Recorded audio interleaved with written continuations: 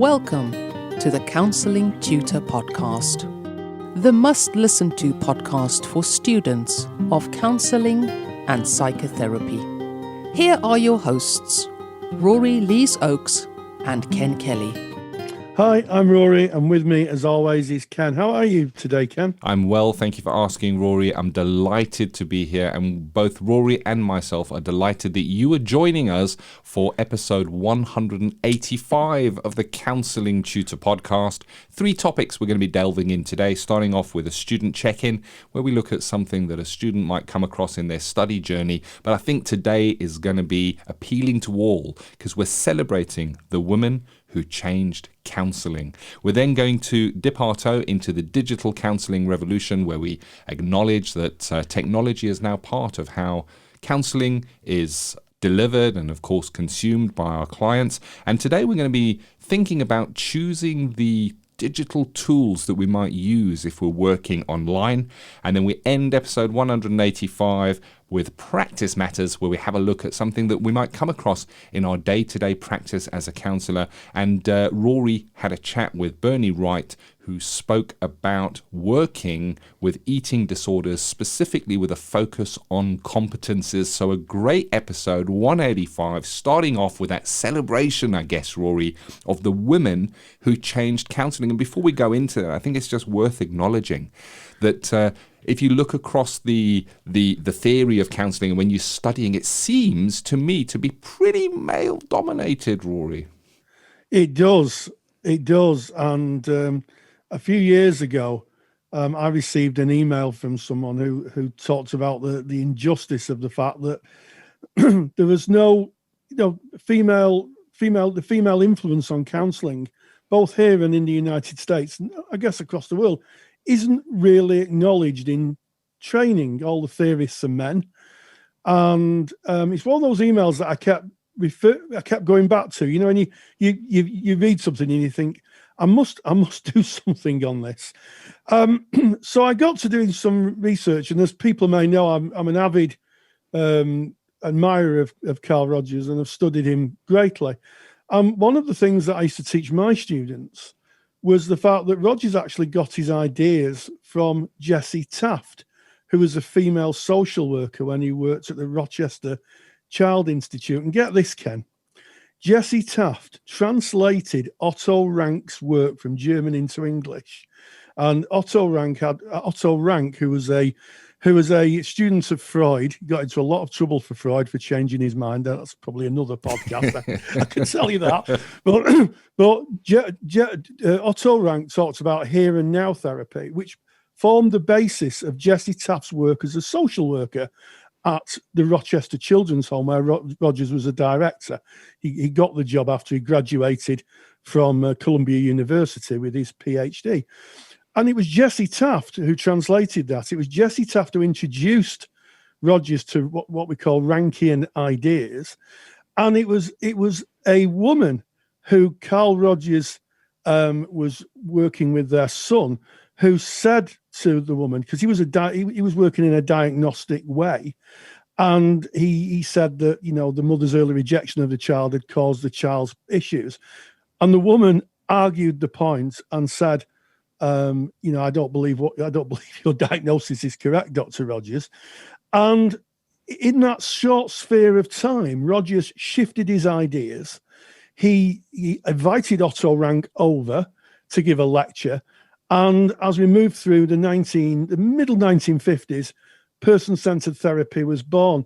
But it was Jessie Taft, the social worker, who went on to form the basis of social work practice.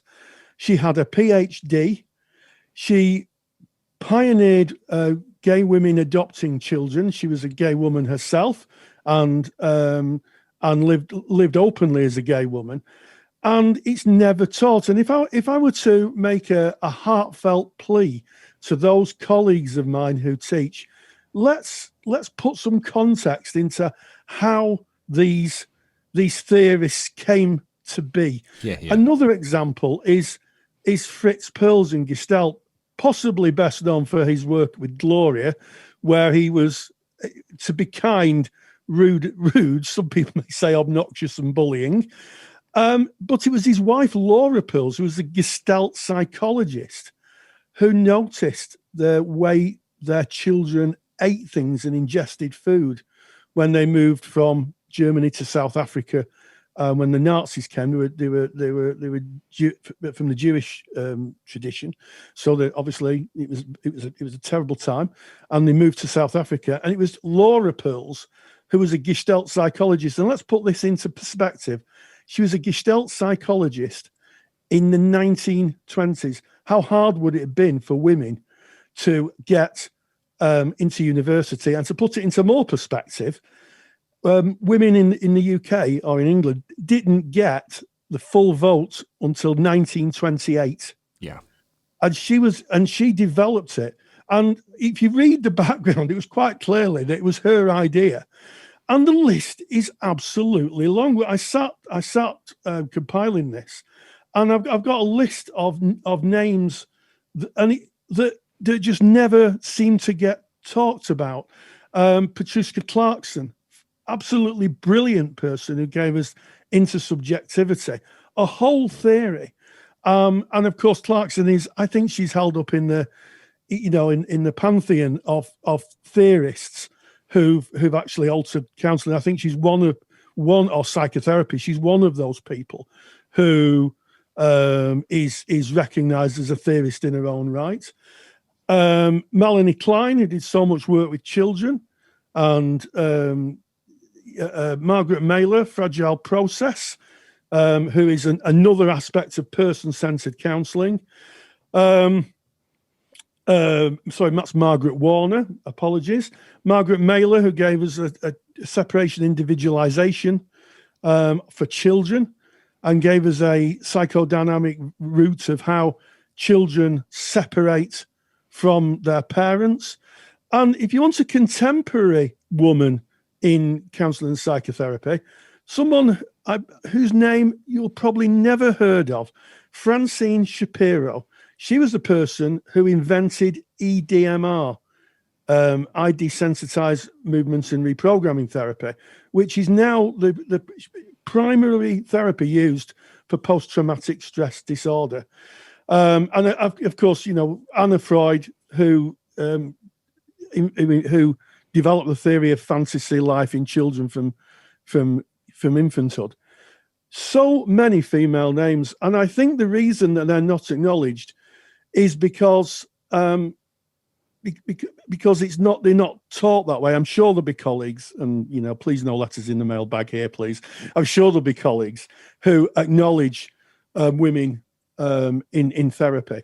But I think in terms of Roger's work, and I've shifted dramatically on this over the years, I think Jessie Taft should stand absolutely right by his side. Yeah. I think if you're teaching, you should acknowledge Jessie Taft, because without her, he would have never met Otto Rank, and he would have gone on to be probably a footnote in history as someone who was a psychoanalytic therapist. Yeah, and as you're mentioning this, Rory, I'm kind of thinking you don't know what you don't know, and what you do know is what you're taught. And I think that as you've quite rightly done there, you've made that call out to our colleagues that are tutoring, and sure, as you've mentioned, many will be of course acknowledging the women that played such an important part in what we practice today. And I guess it was a sign of the times back in the day, back in what I refer to the black and white days, where it was like a black and white film, because it was a long time ago, that it was a very male-dominated world. The books, the theories, the teaching seemed to be passed along as male, and things have changed. Things have changed dramatically. And it's about looking back and making those acknowledgements. I'm very grateful that I was taught by you, Rory. So what you're speaking about now was part of my training. I mean, we have Counselling Tutor, where you can find more information on what you've spoken about, Rory. And of course, we have our paid-for resources called the Counselling Study Resource. If you're interested in that, counsellingtutor.com, you can get the info. Where again, if you're looking at any kind of histories, you're going to see the influential women that were kind of part of that, because it's built by yourself, Rory, and you've kind of looked into this, and it's an area of interest. And what is interesting to me is we only weeks ago, as we make this podcast, celebrated International Women's Day. And we acknowledge that the world is changing. And but at the same time, when you look around, I feel, and I know voices are shouting this from the rooftop, that it is still very much a male-dominated world. It is that change needs to come. These discussions need to be had. The voices need to be louder. And it's things when I look back in my boyhood, and you looked to who the top chefs were as a boy, and we're talking back in the 1960s, 1970s, it tended to be male chefs. And today, when you look to cooking programs, it tends to still have kind of a bit of a male kind of flavor to that. And I wonder if you look to the literature today that we read when we're doing counseling studies, when you look at that book, is it written by a man or a female? Because if you look at an ethical body and you look at the membership, it is most certainly female dominated at the front line, Rory. So it's counsellors are majority female. It's just an interesting conversation that I think we still got some work on this.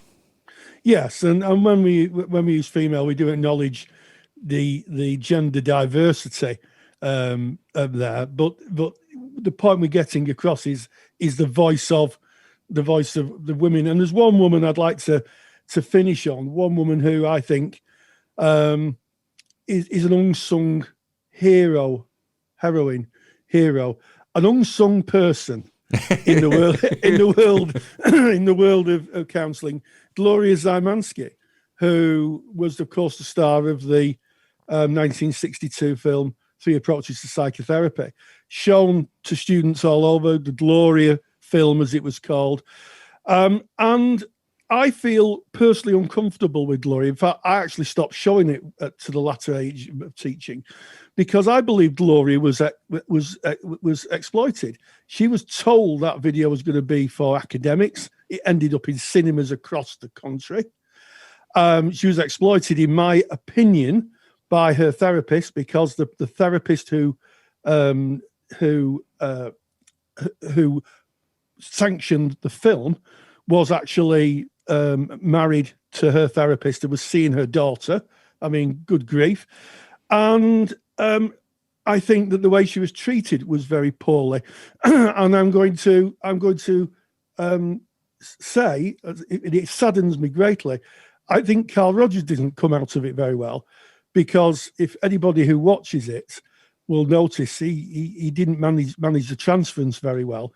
And a year later, when Gloria went to a large conference, Gloria asked Rogers if her and his wife Helen Elliott would be their kind of spiritual parents, and he agreed. And I always wondered, if you look at it through a contemporary lens, would that be acceptable now? And I suspect that questions would be asked. But what happened in the past is in the past. But I think we need to really think about the contribution Gloria Zymanski made, because she was exploited, without a doubt, but she left a great legacy. Thank you for popping this topic on today's episode, Rory. I'm very grateful of it. And it's just, again, voices need to be heard. We need to be having these discussions. We at Counselling Tutor have never and will never profess to be experts in anything. All we are two colleagues having a chat. Have a chat with your colleagues on your course or your qualified colleagues. Important discussions to be had. So that is our student check-in for today. Moving on to the digital counselling revolution, where we're going to be discussing choosing the tools that you use when working online, the digital tools that are available to you, and what we need to keep in mind. Digital Counselling Revolution. Yes, I think it's an interesting thing that the online world has asked us to have a little box of digital tools. Working online, by definition, means we have to have some kind of digital interface, be that a phone, a video link, even email. And when we choose to use those mediums to speak with our clients, or to see our clients in the case of video, we have to be thoughtful. Are those tools appropriate to use, and are they secure? And I think that when we come to choose our digital toolbox, and I'll use the term toolbox, we need to be very, very thoughtful. We get a lot of inquiries about the security of video platforms and which video platform to use, as well as email, secure email systems. We don't get that many inquiries about security on the phone, and I think the reason for that is you have very little choice. You buy a phone and you use it. However, what I would say is if you use your phone across the internet, because you can have what's called voice over IP, in other words, instead of going through the air, traveling through the air to a radio mast, you can connect your phone to the internet. So you need to be very thoughtful how you connect. And I think it's really important that when you choose your tools, you do some due diligence and make sure that they're appropriate tools and they're secure. So it's for that reason I wouldn't use, say, WhatsApp or FaceTime. Yeah. Because I think, I'm not an expert in these matters, but I think that they're owned by social media companies, and there are questions around how that data is handled and what else that data is used for. So I think, Ken, very important that we're very kind of discerning in the digital tools we use in the service of our client. 100%. And one of the questions we get asked quite a lot in our group that is linked to our online and telephone counselling course is what tool should I use for email? What tool should I use for video? What tool should I use for sending invoices? What tool should I use for digital signing of contracts? And the correct answer is, drum roll, the one that you have researched and looked into and satisfied yourself that it is the right fit for you, for your practice, and in service of your clients. This is really such an important area, as you've said, Rory. You were speaking about VoIP just a few moments ago.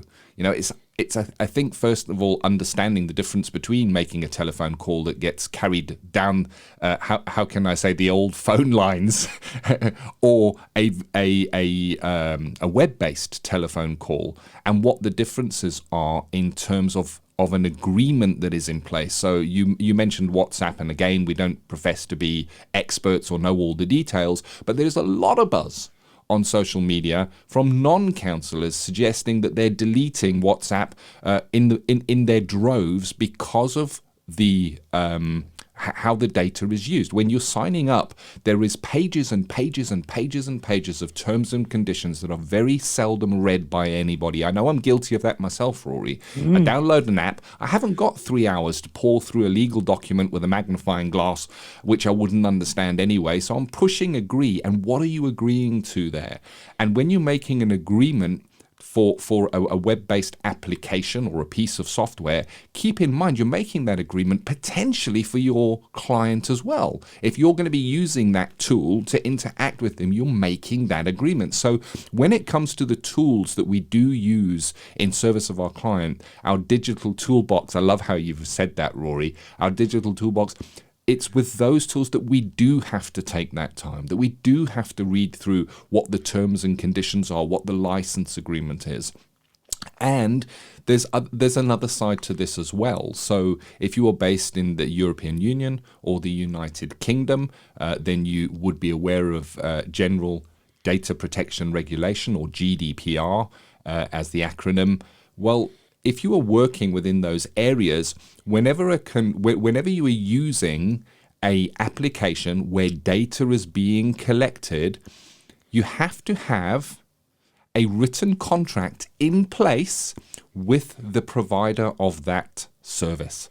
So, for example, and I'm just using this as an example, we don't kind of stamp any piece of software and say use that, but Zoom is very popular and it's used by many for doing video counseling. So Zoom, if you go to Zoom, there is something called a data processing agreement. And a data processing agreement is an agreement between Zoom and yourself that you sign and you date, and you both have a copy that indicates how the data is used and transferred. And I went and had a look at the Zoom data processing agreement. It's updated regularly, and it's 27 pages long. It's a 27-page long contract that you read through. It explains how data is collected, how it is used, how it is stored, and then you put in your company name or your organization name, and you're going to be putting your signature on that, and that becomes part of your GDPR compliance. You need to have that on file, and that is the same for any application, software, or external provider that you may be using where data is being stored or shared across that tool. So I think that's really important. When choosing your tools, have a look for the DPA, or the Data Processing Agreement. Usually you can find it. So if you went into Google and you put in the word Zoom and then after it put Data Processing Agreement, or even just DPA, you'll find it. It'll be listed there. And for a lot of software, that is the case. If you're unable to find a DPA, and details are being collected, maybe then that tool wouldn't be a good fit for you,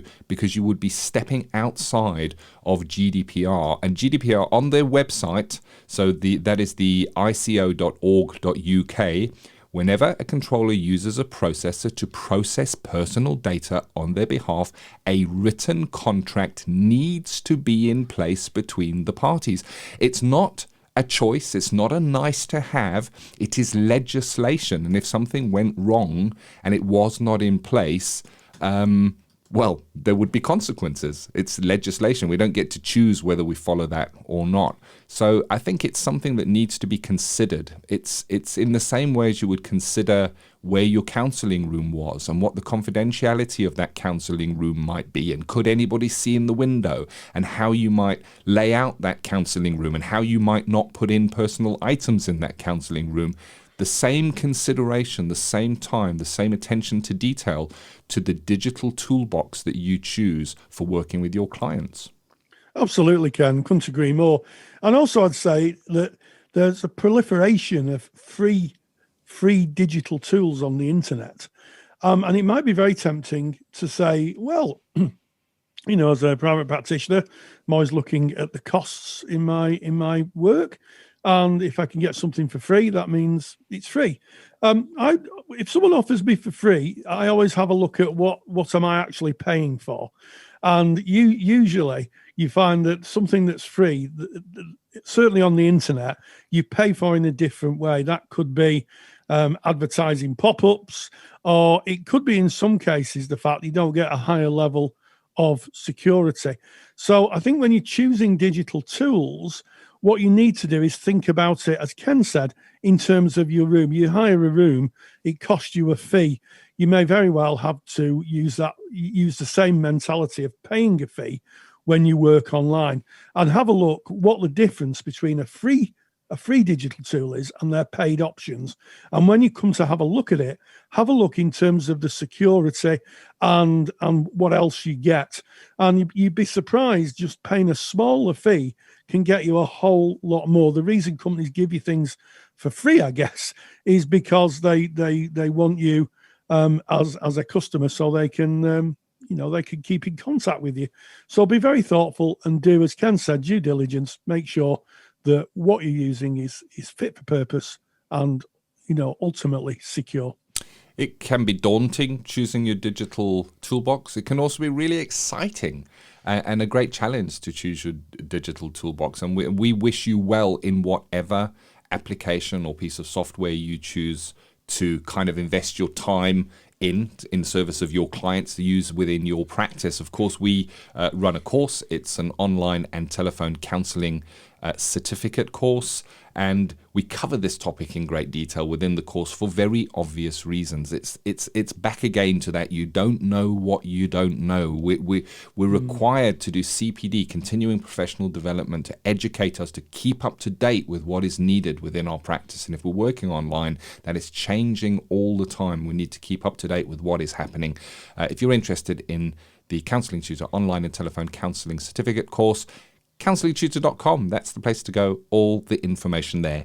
Leaving the digital counselling revolution behind us and working our way through to Practice Matters, where we look at something that we might come across in practice. And Rory, we've got an exciting one because you met with Bernie Wright, who delivered a lecture for our Counsellor CPD library, and you spoke about working with eating disorders. Absolutely. I caught up with Bernie Wright, who is an expert and a pioneer in working with eating disorders. And we spoke about the competencies you need to be a really effective therapist when working with someone who's presenting with an eating disorder. And this is what she had to say. Practice Matters. And we welcome Bernie Wright, who has recently delivered a fantastic lecture on working with eating disorders for our Counsellor CPD library. Bernie, thank you so much for joining us on the podcast. Thank you, Rory. I really valued coming on the other night to do the talk, and my hope for doing it is literally just that we can get more people less afraid and less scared, and will work within this field. Well, yeah, absolutely, and it is a growing field from what I can gather. Disordered eating is something that is quite prevalent in our society at the moment. Huge, absolutely. And since the pandemic, since the virus, we've had so many problems with people just really escalating into using food, either by restricting or by overeating, both to self-medicate and sedate themselves. Yeah, so the lockdown has kind of intensified disordered eating, would you say? Oh, absolutely. And parents who thought their children were eating found out their children were living on air, or that they were purging and vomiting, or that they were overeating. So it's been a real shock for parents. So people like me, or we've always inundated, to be honest, Rory, but recently we have just had referrals we just literally cannot cope with. Oh, good grief. And of course, with referrals means that there's more demand. And of course, training counsellors in this area is absolutely essential to meet the demand of the unmet need. Absolutely, because we have the NHS waiting list that's absolutely, overstretched and underfunded, and people just don't know enough about eating disorders. And I think that we have to go through from every, in my professional opinion, every mental health professional has to get training in this field. It is totally imperative. Yeah.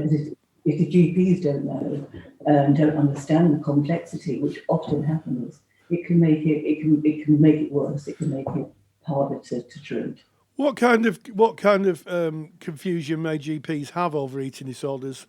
Why would GPs not know enough? I think they have 2 hours in medical school.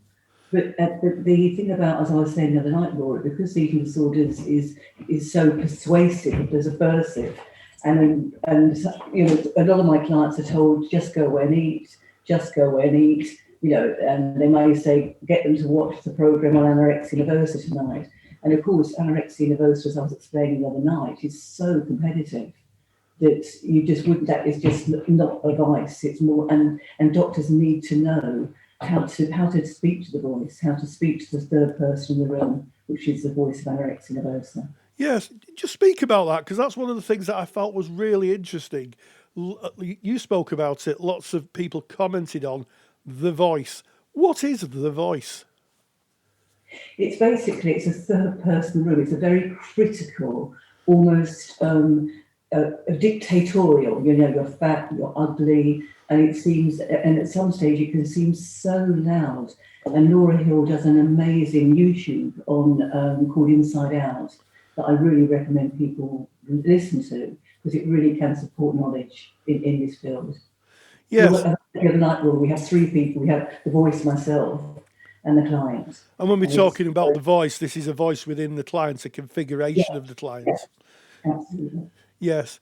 I mean, I think one of the things I took away from the lecture was that it's not something that a therapist can work with without an in-depth understanding or training. It's not a presentation to be worked with in the hope that your core counselling qualification will be enough. You definitely need extra training in this area, don't you? It should be absolutely essential. I have got no idea why training institutions are not getting people in to do modules. I was really delighted recently when the Link Centre in Crowborough actually brought me in to do a whole day's training with their students, and at least they're safer leaving college than they were before.